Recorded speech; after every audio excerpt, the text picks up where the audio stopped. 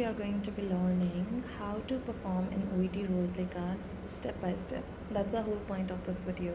So we're going to be using a roleplay card for sample here, and I'm only going to show you first the setting and the nurse paragraph so that we don't get distracted by the tasks on screen. So when I look at the setting, it says hospital. When just because it is a hospital does not mean that the patient is admitted in the hospital, or I cannot assume also that the patient has come for the first time for a visit in the hospital, right? So in order to get more information, sometimes the setting is not enough and you will have to look at the nurse paragraph as well. So when I read my nurse paragraph, I find out that my patient is 40 years old and was admitted to hospital yesterday morning, suffering from a chest infection. She has asked to speak to me. Alright, so there are a couple of things that I understand from here, but the most important thing, the first and the most important thing that I see from here is the fact that the patient is admitted to the hospital and the patient was admitted yesterday morning. So, as soon as you figure out that the patient has been admitted to the hospital, one thing that you understand you should not be doing is that you should not ask the patient name from the patient, right? Because if a patient is already admitted in the hospital, then they are probably on a bed somewhere. You can't go to them and you cannot ask them, look, sir, what is your name? Please tell me, right? That would be completely wrong. And also, if they are admitted in a hospital, then one thing that there will be is on their bedside, you are going to see a chart which will contain their name and their condition and the medications that they've been given so far and everything, all of those details. So it's completely inappropriate to ask the patient their name if they are already admitted in a hospital, right? Another thing that I understand from here is that I should not ask the patient the reason for the visit as well, because they are not just visiting the hospital, they are in fact admitted in the hospital, right? And they are suffering from a chest infection. So one thing that I would use for my introduction and for the introduction of the patient is that I will definitely say that, hello, John, my name is Sonia, one of the registered nurses on duty today. You can see here that I've used the word John. You can use any name that you would like. OET tells you that if according to the roleplay card, you should already know the name of the patient, then you have two options. Either in your preparation time, you can ask the interlocutor who is going to be performing this roleplay card with you as a patient. You can ask them, sir, I should know my patient's name. Can you please tell me what is their name?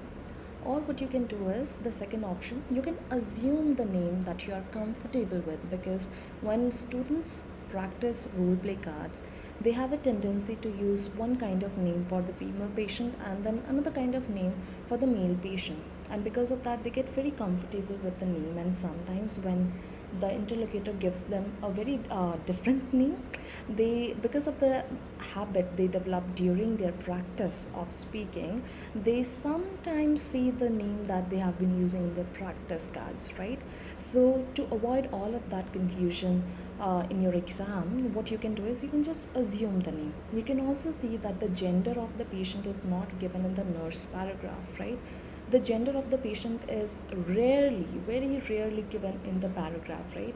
So one thing you will understand is that it does not matter if the person who is sitting in front of you is a male person and you call them by a female name, even that is going to be completely all right according to the examiner. They can play the female role as well, and if you want to call them by the male name, that's perfectly all right too. Right, now let's come back to the introduction here. I assumed the patient name and then I introduced myself. It does not have to be the real name, your real name. You can use any random name as well, but most of the students tend to have this ability to actually use their own name, right? That's perfectly all right too. Now, this is one introduction, that's perfectly all right. Another thing that I'll notice in this nurse paragraph is that the patient has asked to speak to me, correct? So if the patient has asked to speak to me, that means the patient must have some sort of concerns, some sort of questions, but I cannot directly go to them and just ask them, sir, you've asked to speak to me, what is your question, what is your concern? That is considered very rude.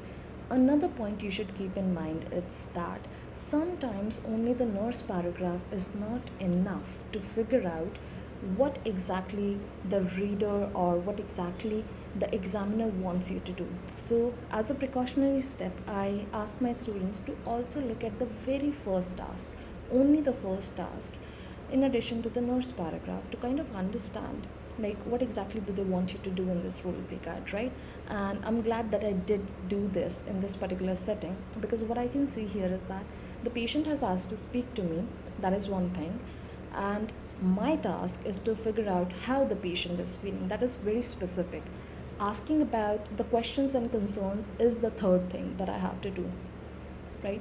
So if I ask my patient directly just this part, hello sir, you've asked to speak to me, please tell me your questions or concerns, then I will be completely missing out, skipping the particular task about how the patient is feeling, right? So that's not what I want to do here.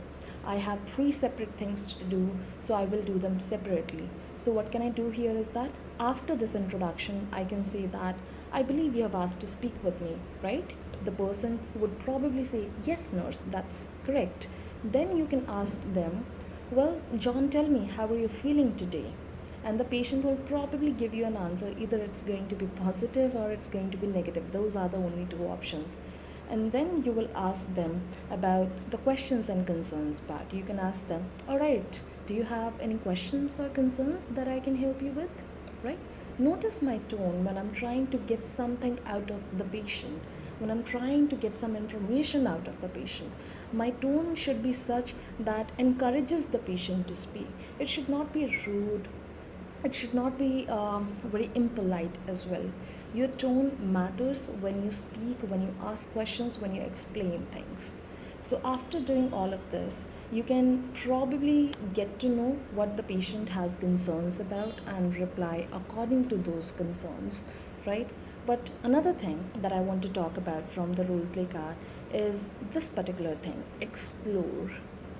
Every student would understand this line if I just had written, find out the options for helping with childcare, right? Now, so many students get confused with the word explore when they say it in their role play cards. Let me tell you, explore is just a fancy way of saying that find out about this information, but do it in a tactful manner without actually offending the patient in any way. Sometimes you have to get some personal information from the patient, just like this one, right? So it can be a bit, I would say, some students can be a bit direct with their questions. Like, I have seen some students ask the question, who do you have to look after your children? Now, look at this question. This question is grammatically perfect. There's no problem here, right? But OET would not score a student asking this question highly. Why? Because OET wants you to be respectful towards your patient. OET wants you to show respect as well as being polite would also help you out in your conversation, right? So instead of asking this question directly, you want to ask politely and indirectly the same question. If you can say, would you mind telling me if there's anybody who can look after your children? Right?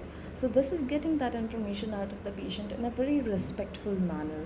So any role play card that you're going to do, you're probably going to ask one or two questions at least in that role play card. So you will have to mind your language and use polite and respectful language, such as these three phrases. I can use these phrases for any kind of question, and I can always get marks for my language for being respectful. Respectful is for your communication, polite language is for your language criteria, right? So, if you want to see how we perform the complete role play card, I'm going to put a link here at the top of this video. I think on the top right, we have performed the entire role play card so that students have a sample speaking, right? If you can perform in that manner, then you can probably get to see how a speaking B grade performance looks like, sounds like, right? So if you want us to perform more such role play cards, or if you want specific videos for OET, then I request you, please let us know and help us grow as well. Like and subscribe to this video, and we will be able to help you out with more such information for OET sample role play cards. Thank you for watching.